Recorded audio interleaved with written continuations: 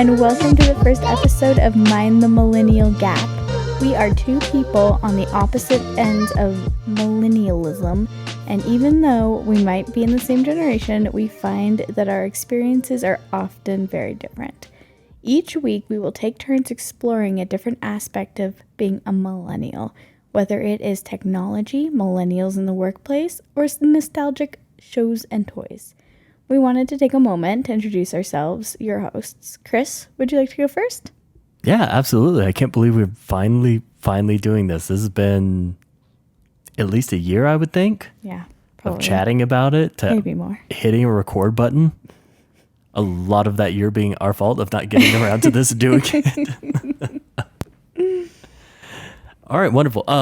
For the 0 people that are listening to this, my name is Chris. I am an elder millennial. I won't tell you the date, but I was born in the earlier 80s. I grew up in the South for the most part, and I've lived around the U.S., and now I find myself in the Mountain West, out here enjoying the high altitude and arid temperatures that happen where we're at. Cheech? Is that all? That's it for now. That's it for now. Okay, yeah. Awesome. Alrighty, my name is Jillian. Chris regularly calls me Jeech. I use she, her pronouns. I was born in 1992, which puts me closer to the middle to end of the millennial generation. I grew up in North Carolina as the oldest of 4 kids, and I currently live in the Mountain West with Chris. Some background that I'm sure we'll dive in on in some of the other episodes. I work in a very corporate setting, have for my whole career. I have a very fluffy cat who is right here listening to us record named Godiva.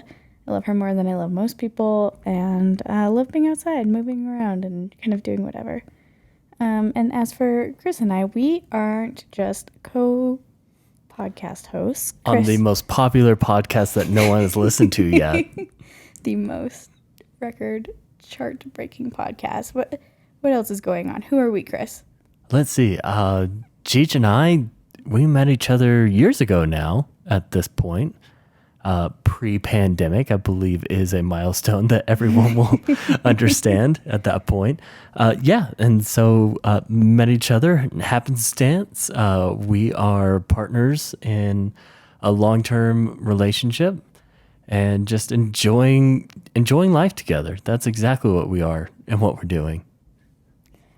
Oh, that was perfect. Thank you, Chris. Alrighty. So each week we're going to go kind of back and forth between us talking about different topics. So this week I will be talking about the topic, and Chris will be kind of blind reacting and throwing in his comments here. And today we are talking about who the heck are millennials and discussing a few common millennial stereotypes. We'll be diving deeper into some of these in later episodes of the podcast. So if you hear something that you think is pretty cool and you want to go back to it, let us know. Alrighty, who are millennials? According to the Pew Research Center, millennials are individuals born between 1981 and 1996. So we can check that box. We were both millennials. I've seen a few articles where the end date of millennial generation is later than 1996, but the Pew Research Center holds that 96 is the cutoff date due to political, social, and economic factors that influence millennials during their formative years. Should we look into these Pew guys? I don't know who they are. The Pew Research Center, don't you always hear about them? Like, I hear about them, but I don't know. They sound like they should have got a little bit more validation. You know what? You're going to have to take that up with the Pew themselves. The Pews themselves. The Pews themselves. All of these articles can be found in the work cited because I am a big believer in research and cited a lot of articles in here. So those will all be in the work cited. Chris can check out, see if he believes this Pew Research Center. I think he's just salty because he is on the very, very top end being a millennial. So there's that. Okay, but the things that we experience as millennials in kind of our formative years that they brought up, they're pretty U.S.-centric, the ones that I could find. Still working on finding others that kind of bring in the broader world, because we know millennials exist all over the world. Okay, so these factors that the Pew Research Center cited as being formative are September 2001 terrorist attacks in New York City, the Iraq and Afghanistan wars, the election of President Barack Obama in 2008, and then also the economic recession starting in 2008. So these were measurable events that all millennials, despite the time frame of where they sit in the measurement of what a millennial is, should have shared. Yeah, that's kind of like, we were old enough to remember it. So if we say like 1996, those like the latest events here are kind of the 2008 period. And those, they would have been around 12 at that point. So definitely kind of understanding how the world is recallable working. memories. Yeah. Okay. Things like that. And I should say the start of the Iraq and Afghanistan wars. Okay. As of 2019, the Pew Research Center, sorry, Chris, back to them, estimated that millennials are the largest generational cohort in America with a population of 72 million, more than a quarter of the entire population. Globally, there are about 1.8 millennials, and that is equal to 23% of the global population. So we are a quarter of the people here. Interesting. So that stat isn't U.S. centric then? No, it's not. Okay. No. Because the horrible nicknames that we've named the generations for some reason, boomers in theory are probably the largest age demographic in America, but I'd have to go look that all up. Yeah, I think yep. I would imagine you're correct. I'd imagine it'd be worth a Google. Why are boomers named boomers? Because they're baby boomers, so they were post international war conflict children. And there were a lot of them. Is that the idea behind it? I'm sorry. Quite a bit of them. A very large population boom. Like a boom of babies. Kind of that cool. Post World War II, post Korean War. Okay. Scenario. So that would be like our parents. Our parents are boomers. Like most yours definitely. Specifically, mine specifically. Most definitely. Yeah. Okay. Awesome. Okay. So almost a quarter of the world's population are millennials. Millennials are also the most educated generation to date, with 51% of millennial women and 42% of millennial men in North America receiving post-secondary education, which is a master's degree or higher. Globally, that stat is 23% of women and 22% of men receiving post-secondary education. So go girls, we're crushing it. Even though they are more educated, they are also making 20% less than their parents did at the same age when adjusted for inflation, and are under more than double the amount of student loan debt. That is, wow. In the United States, millennials are also more likely to be multilingual than previous generations, with 37% speaking more than one language. And Chris, let's check out some of these. Okay. So when it comes to multilingual, I doubt that's a function of kids went to summer camp over in Europe and picked up French. That's got to be a function of immigration and more socioeconomic concentrations of cultures in America, I would assume. So you are correct. This article also stated that millennials are the first generation to be primarily, I wish I had it in front of me because I can't remember all the way, but essentially more millennials are the children of immigrants than have been in previous generations. So yeah. High level, that makes sense. Okay. Like if I sit there and think about that, there are certain circumstances in other first world countries that put people in a place to not have a large family or a family at all, right? A lot of those are financial barriers and some other items there. So whether you were from a developing country or a first world country with some limitations, I would assume that immigrating to the States would provide you an opportunity to potentially have a family that maybe wasn't available, or you could provide for a family that maybe otherwise wasn't an option there. Or maybe you're just adopting the American zeitgeist of having children from decades ago. Yeah, or it could be as more people are immigrating to the United States, more people are staying as well. I don't know. I don't know. I don't know the background of that statistic. Yeah, I don't know. That'd be interesting to take a look at. I think thinking about it globally, though, that actually makes a lot of sense to me. Let's see here. Millennialism is, when was the end? What was the declared date? 96. So 96. So millennialism is essentially over, 15 years or so. Yep. And from the 80s to the 90s, there was a lot of economic growth that happened across the world. I mean, globalism became a thing that we're starting to see some potential cracks in, but globalism really lifted a lot of economies across the world. I could see why that there was population growth amongst our generation. This is very fascinating. I would love to speak to someone who maybe understands statistics a little bit more or has a broader view on this before we go making assumptions, but I love it. Love where your brain is at. Okay, so we are going to get into some more fun millennial stats. 38% of millennials have one or more tattoos. I thought that was very interesting. Millennials are also more likely than previous generations, despite making 20% less than our parents did, to give to charity. So 84% of millennials give to charitable contributions annually, with the average contribution of $500. When I first heard that stat, I was like, oh, I'm sure they're counting the $1 you give to the Children's Miracle Network. Or the Taco Bell drive-thru. Do you want to round up? Exactly. No, but this was more, that was a startling statistic to me. Let's come back to tattoos for a moment, right? Back to tattoos.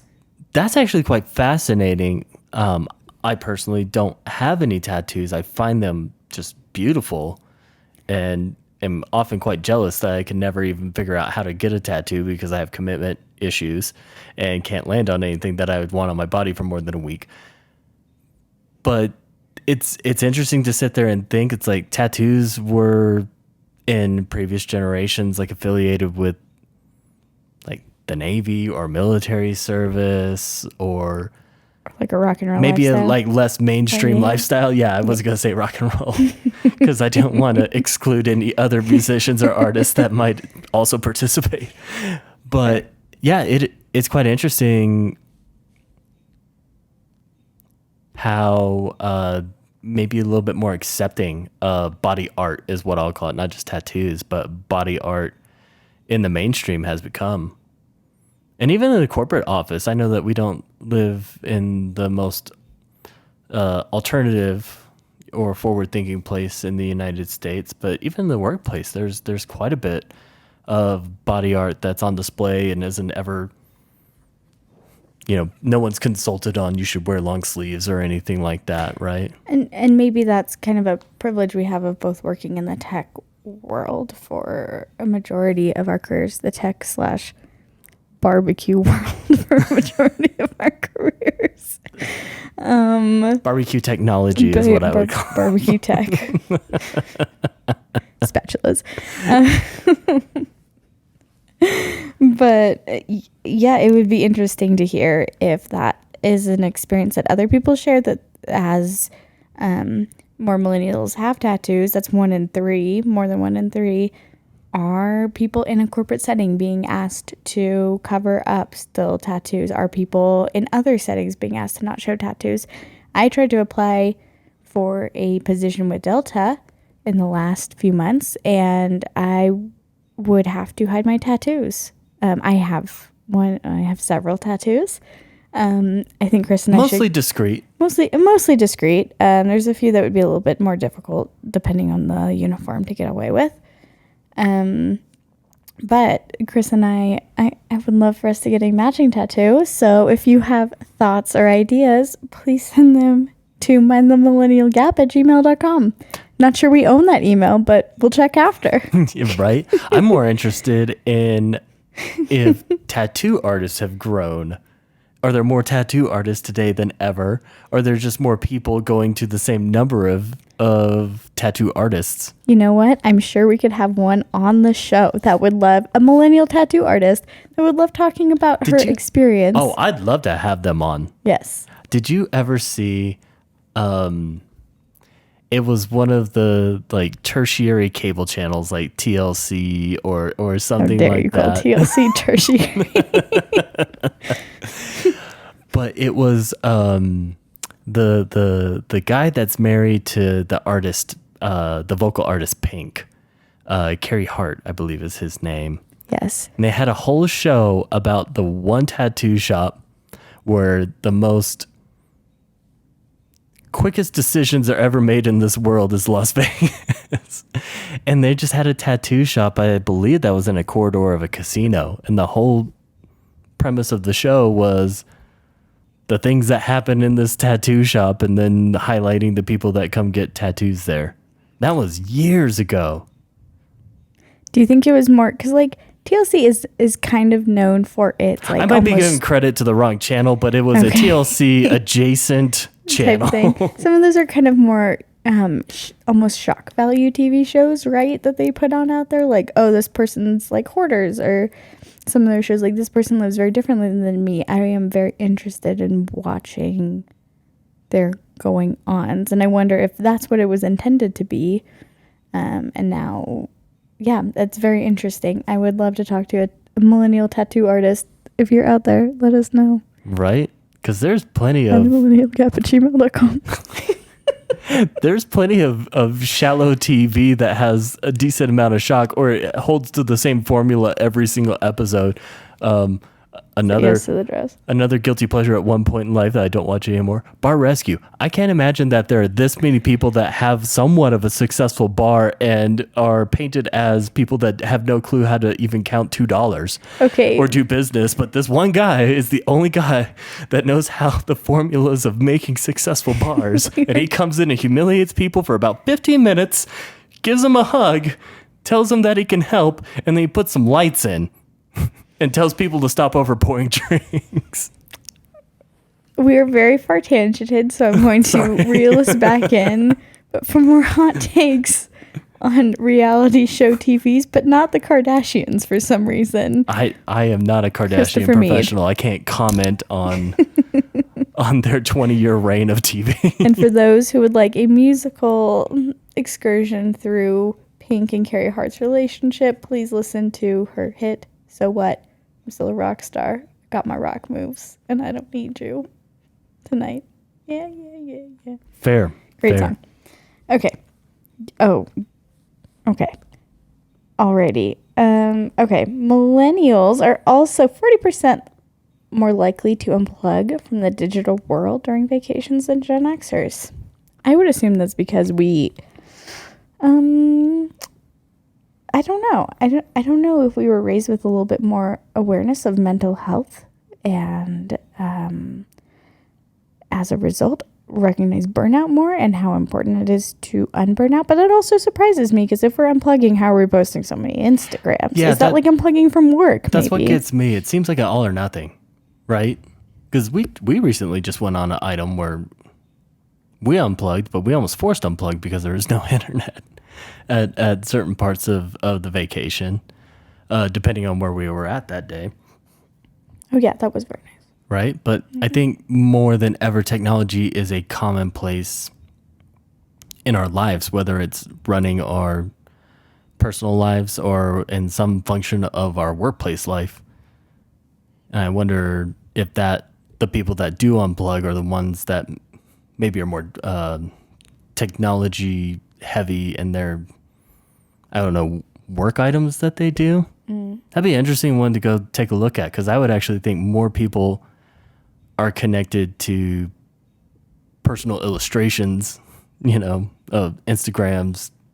Does anyone Snapchat anymore? Is that a thing? Yes, I've seen so many people Snapchat, and I don't know. I should have said TikTok. I barely got TikTok. The 0 people that are listening. Jillian made sure I had it for market research.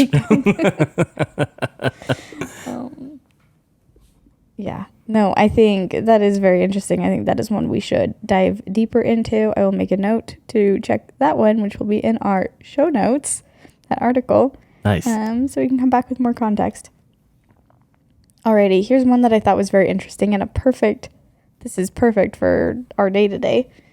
Millennials are less likely to drink alcohol than previous generations, but when they do drink, they're more than double as likely to drink wine than their parents were. Christopher, now's your time to plug your favorite vineyard. Oh, Andre, not 3,000, but guys, when it comes to wine, I just don't have much experience. But when I find one out of the many that I don't like, I hold on to it really, really tightly. And apparently, I have no class, and I can just really, really have a great night off of $6 and one bottle of cheap wine. I think that is a treasure about you because you choose something not for its price point, but you choose it because it's something you actually like. And to me, that's beautiful. It doesn't matter what it is or what their advertising is. If you like it, then like it. Be you, boo. Fair. But I was very disappointed when I wanted to go visit their vineyard and there's no mention of a vineyard. So take it for what it is. If you don't know what Andre is, like, think of strawberry and peach Moscato. It is just like sipping on a little juicy juice box. It's very nice. Just delicious. And $6. It is truly magical for all those who haven't experienced it. Go to the less walk section of your adult beverage store and look to the very bottom of the floor and you might find it. Andre, we love you. If you'd like to sponsor this podcast, Mind the Millennial Gap at gmail.com. I'll also plug, go check out their website. It is the most, they know their audience. They know exactly who consumes their beverages. And they're not trying to mistake themselves for anything they're not. And maybe that's just kind of a metaphor for who we are for millennials. We know who we are. We're not ashamed. And deal with it. Yeah, go get the people that make you happy. Yeah, I love it. Okay. I love it. Now that we know a little bit about millennials, let's jump into 3 millennial stereotypes and myths. Are you ready for this, Christopher? I can't wait. All right, myth number 1, my favorite myth. If millennials just stopped with their avocado toast, they could buy a home. Oh my God. How many times have we all heard this? Chris said he hasn't heard this before, but that might be an elder millennial thing. But I feel like that was a very common trope that was around for a long time. So we're going to go ahead and call this one a myth. Not a stereotype, a myth. As we spoke about earlier, millennials are making less than their parents, and they have more student debt than their parents. So let's clarify that. Yeah. Less than their parents when it is cost adjusted for inflation. Yes. Yeah. Correct. Yep. Because my parents, the little I talk to them, make sure that they make a note of how much money I make, even though they have no clue the dollar amount, that they know that it is more than they make. But my buying power is ridiculously less. Right. Yes. Yes. Correct. Yes. Okay. And how expensive is avocado toast? Okay. Well, we are about to get here. I did some math. And it gets serious when I start doing math. Okay. So, we're making less and we have more student debt. At the same age, millennials are spending more on housing, education, and healthcare than their boomer parents. At their age, they were spending more than us on transportation, food away from home, apparel, and entertainment. So already it kind of just shows you that we're spending more on things that are lower down on or higher up on Maslow's hierarchy of needs that you absolutely need to survive. Well, they were spending more on luxury items. I did a little napkin math, and based on a wage gap of 10% per year, or 10K per year between millennials and their parents at the same age, after adjusting for inflation, and assuming that the average cost of avocado toast is at $8, which I took from doing an average of metropolitan areas avocado toast. So these are city avocados. These are city avocados. So they're the most, we are giving the most life, we're breathing as much life into this myth as we can. Saying, in the very worst case scenario, you're buying avocado toast in New York City every single day. Have you and I ever gotten avocado toast together? No. The years we've been, I don't think that's ever a menu item that's come up. I think I know what's for dinner. Yum, yum, yum. Okay, so assuming all those things, millennials would have to eat 3.4 servings of avocado toast every single day to make this assumption true. That's avocado toast for every single meal plus a second dinner. Okay, so let's break that down a little bit more. We are saying that, oh, sorry, Christopher. He's telling me I need to pull it closer to my face. Yeah. But that's just crazy. That's crazy to me that in order to make up a wage gap of $10K per year after adjusting for inflation, that we have to eat. All right, so I'm eating 3 pieces of toast, so 1 slice of toast, and maybe half of an avocado sliced with a little bit of salt and pepper and oil on it, right? Mm-hmm. I'm eating 3 of those and maybe finishing someone else's to get to almost 3.5 a day. Yeah, and you're paying for that portion that you're I cannot wait till this turns into some fad diet that gets some traction, and I have no clue how in the world people can even believe that eating 3 things of avocado toast helped them lose 20 pounds. It's called the if you just stopped eating it, you could buy a house thing. It's diet. TM.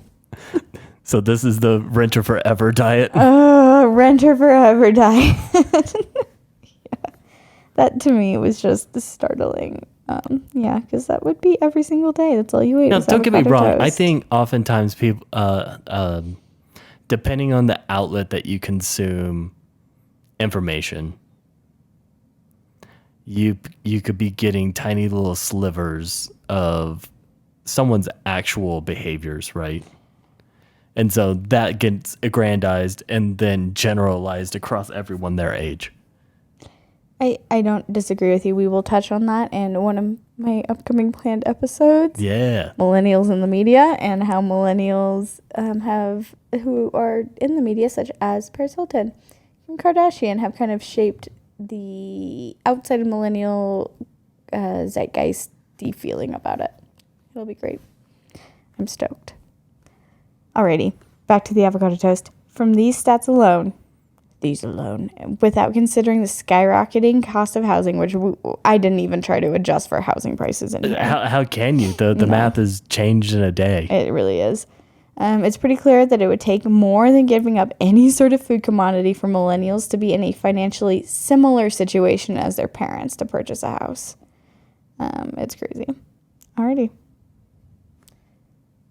I think just the concept, I understand the pros of homeownership and the cons of homeownership, but doesn't that feel like almost an expectation or like a check mark in order to say you finally become a responsible adult? I think we rush kids. I have no other word for it. Kids into being an adult, but you're not a successful or recognized adult unless you have some known job title or a house to show for your efforts. Yeah. Married, 2.5 kids in a yard with a fence. Part of a dog.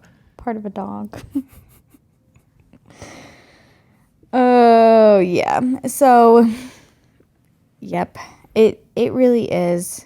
I agree with you. It's a milestone that maybe is dropping, a milestone that our parents held on to and older generations have held on to that is maybe starting to drop off a little bit. Yeah, I won't go too far into it, but every single time we experience a significant bump in the economy, the housing somehow is always involved, whether it is on a negative trend or whether it's responding to like COVID. If you take a look at COVID, how many people wanted to relocate and they found themselves in a place that they could financially relocate if they're moving away from maybe where they were working on the coast, I think is oftentimes what is symbolized as all the Californians left. I doubt it. Last time you were there a handful of weeks ago, I'm sure there were plenty of happy Californians living in San Diego. Very happy Californians. But I was very jealous. Oftentimes, that created, among other things, quite the hike in housing costs that have really left some, if not most of the American population behind if they weren't already an asset owner. I would agree with you on that one. And it would be interesting to kind of understand more if millennials are not wanting to buy a house or not valuing the purchase of a house rather than just straight up not being able to afford it. Yeah, I actually saw an article the other day, only the headline. I wish I could go into details about it, but it said that millennial housing demand was still quite high, but ability to acquire houses was relatively low. Interesting. If you find that article, send it to me and I will put it in we're excited in our show notes. Oh, yeah, of course. I'll definitely make sure someone gets credit for that, Awesome. that I read their headline. Perfect. Thank you. We are journalists here.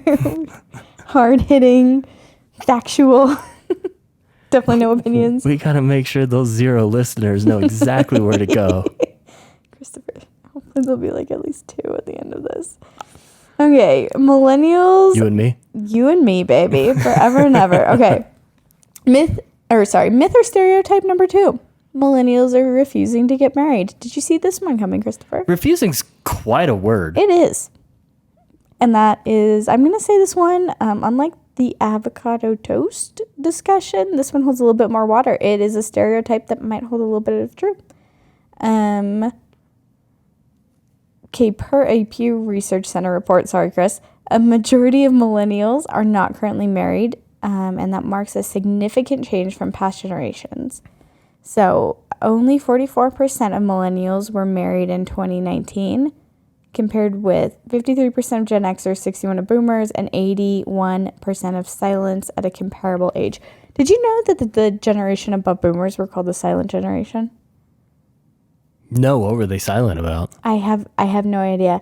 I've also heard them called the greatest generation, and I don't understand the context of that. Maybe we should do something about what are the rest I have of an the understanding of that, but that's way off where we're at. We can go land on that later. Perfect. The age at which millennials are getting married is also different than previous generations. The average millennial marries at 29, and that's average between any gender, and which is 4 years later than their parents. So the Business Insider, we're switching it up from Pew Research Center, reported that fear is leading millennials to marry later as they take time to get to know their partners, accumulate assets, and become financially successful. Interestingly enough, while the national divorce rate is around 50% for all of marriages in the United States, the divorce rate amongst millennials is 32%. I'm glad you landed on that. That was a question I had. I wonder if they have observational data points they're taking in, because, if you take a handful of households that millennials grew up in, half of those households were in some circumstance of a dissolved marital relationship, potentially a new one came around or whatever, but they're part of that item. And I wonder if they hold that in their decision-making processes. It that very well could be it. It could. The article hypothesized that, that it was taking the time to really know people and not having any, not recognizing much benefit to the institution of marriage at a young age. Yeah. I wouldn't be surprised if that career drive is a major, if not the major factor of, heaven forbid, you have a ton of student debt and you're wanting to pay it off and you can't feasibly think about taking on another financial arrangement without getting that further down, if not fully paid off while you're trying to grow a career from being entry out of college. That is a wonderful point. And for those of you listening, maybe just me, who are a fan of the Netflix TV show where you have to switch up partners, and then after, or it's called the ultimatum. Somebody gives an ultimatum to a partner, you have to switch up partners, yada yada. Something that was cited quite a bit in that show was people were not financially ready to get married, and they were all younger millennials or Gen Zers on that. So maybe, Chris, anecdotally, It's just come up in a lot of conversation as I talk to coworkers and as I've gone through my career at multiple companies. Oftentimes it's, that's in my 5-year plan from wherever they're at today, but rarely is it the 5-year plan from their entry point as their first job, right? This is a topic we are going to definitely cover more in depth in later episodes. We are both divorced millennials, but we both followed kind of a more boomerific path to our first marriages than a traditional millennial path. Boomerific. TM, that's ours. It's going on t-shirts and hats. Just one boomerific path. Oh, man. I couldn't think of a better word. That was amazing.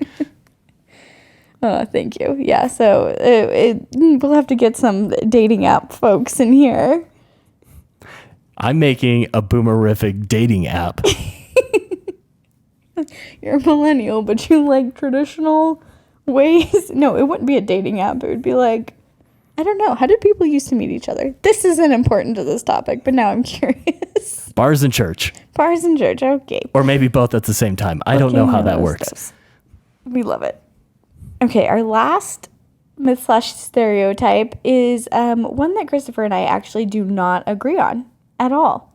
I know this from previous conversations with him on this topic, and so I'm going to ask him, Christopher, please hold until the end of my spiel on this to give you a rebuttal. Oh, don't make it long. Ooh, okay. Number 3. Millennials just want participation trophies. This one always makes me laugh because I always feel called out on it on a personal level. I'm a pretty avid runner, and at the end of most longer races, you get a medal no matter how fast you went, and I love these medals. In one of the places I lived, I had them all up on display, like just hanging from something. They were so heavy, tore out some of the drywall. It's fine, but I love those medals. Would I still be a runner without getting a medal? Sure. Would I ever sign up for another race again if participation medals were not guaranteed at the end? Maybe not. When you are taking on a hard task, it feels really good to be recognized for the effort, regardless of how your effort compared to those around you. Even as an adult, I'm an advocate of a participation medal as long as you do the things to count as participation. Does that make me the soft, entitled millennial that boomers claim is the outcome of a participation trophy culture? Maybe in some ways. But I also feel like it makes me more of an empathetic human being, recognizing that everyone has their own set of challenges that makes sometimes just showing up difficult, and that wherever you are, it should be celebrated. And maybe the sentiment behind the participation trophy quip is that millennials are entitled could be viewed from a different lens. Technology has provided so much more access to information, and maybe instead of entitled, we are just, as Megan Malone states in her HuffPost article also linked, we also know that there's a variety of opinions and resources out there, and so we're not so quick to believe that everything we're told is true. Many of us are expert researchers and fact finders. We know when we're being lied to, taken granted for, or underpaid. Maybe instead of entitled, we were just asking for transparency and equality, and I don't think that's a bad thing. So it was kind of a sharp turn. I felt like I was on The Moth from like a cutie little story about I love running and participation trophies too. Maybe they're just mad because we want things to be fair and transparent. Okay. For the record, I don't have a prepared statement like you do. On your weeks, you may have a prepared rebuttal. But for the zero piece of people listening, I have a lot to unpack here. Okay. Jude is currently wearing a participation T-shirt. Yes, I am. From beer league soccer co-ed game. beer league soccer league. Then I got a hat trick on and then never came back to another game because I was afraid of bringing shame to my team. Okay. Painting the picture here. A co-ed tier 3 beer league team that you played one game in. You have a t-shirt. Whether you value it or not's another story. I love it. It survived the Great Purge. I don't think I have. I think my consternation with participation trophies is actually more along the lines of where they originated, not necessarily making them more figurative in activities outside of like sports, right? And Go on. so when you sit there and like think about it, it really wasn't our generation that created the participation trophies. We were the ones that were handed the participation trophies, Interesting. right? And so at the end of the day, it's, hey, thanks for coming, is kind of what that was. When did kids start giving gifts back at birthday parties? That's another participation trophy thing that I don't understand. It's like, no, you were invited. I get 1 day a year. I will make some cake and I'll exchange some cake for all your presents. Bring them in here. You get a piece of cake. Awesome. I'll come to your party. Now you have to like spend forever to put tiny little baggies of worthless crap together so that you can send kids home with presents that they brought presents. It's presents or cake, kids. No, as a kid with like some mild social anxiety about having to go to other kids' birthday parties, that was the best part of it, was leaving out the door and being handed a little thing. And one time, I will never forget this. I don't even know whose party it was. Some girl's party. And we all got like little earring cuffs, you put in your ear, like what I used to wear when you first met me, just like on the outside of your ear. And we were in elementary school still. And we thought they were the coolest, and we could not wait to wear them to school the next morning. And then the moms like talked and formed this like mom ban on those earring cuffs we all got in our gift things. And I thought that was pretty uncool of them. Did they ostracize the one mother that gave everyone unapproved jewelry? I would like to tell you what happened, but I don't remember whose birthday party it was. So if that was your birthday party and you're one of our dear listeners, please let me know. mindthemillennialgap@gmail.com. But regardless. Yeah, no. Anyways, those are the best things. We are so far off the topic, Christopher. No, like participation ribs, I could see the merit of them, but I think at some point in the line, it's, look, you have a winner. The rest of you were non-winners. We appreciate you coming. We hope you do better next time. We'll have this, whatever it is. I mean, I grew up playing competitive sports, but not at like an ultra competitive level. I played city league sports as a kid. I transferred from city leagues up to the school sponsored teams through all of that, right? And I don't know, maybe I just never valued personally a participation ribbon because it wasn't the thing that I was trying to like achieve and accomplish in that like competitive scenario. But maybe some people need it in order to go grow and, find out, that maybe this isn't for them, or find out that they need to work harder. I don't know what the answer there is, but generally, in this world we live in, there are unfortunately winners and not winners. I won't call anyone a loser. Thank you. That's very kind. So wonderful. Is that all the questions? I just have, that's it. That is all of the questions. So I love that. That was fun. That was really fun. All right, everyone. Thank you for listening to our first episode of Mind the Millennial Gap, where you get an elder millennial and a younger millennial talking out loud. And we will actively go see if we can go claim a Gmail address for the 0 people to go send us messages to now. Otherwise, people are just going to be, who knows who else has that email thing. Thank you everyone for listening. This was way fun. I look forward to the next one. Over and out. Take care.